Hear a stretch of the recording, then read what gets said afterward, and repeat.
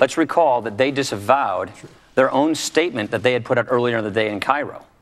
So we had the same position, but it's never too late. That does when we equivocate on our values, when we show that we're cutting our own defense, it makes us more weak. It projects weakness, and when we look weak, our adversaries are much more willing to test us.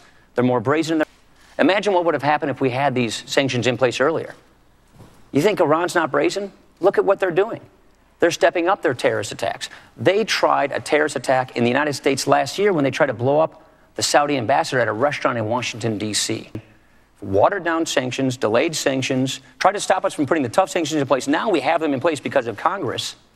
They say the military option's on the table, but it's not being viewed as credible.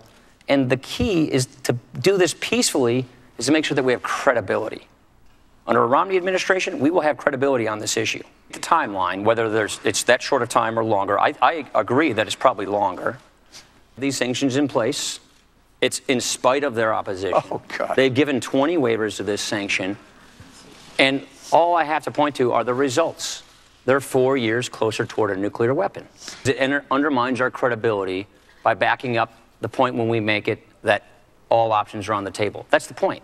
The Ayatollahs see these kinds of statements and they think, I'm going to get a nuclear weapon.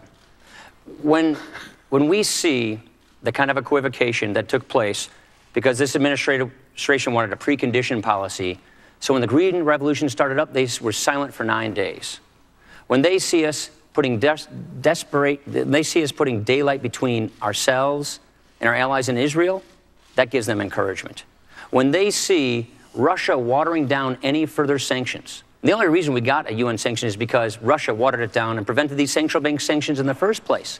So when they see this kind of activity,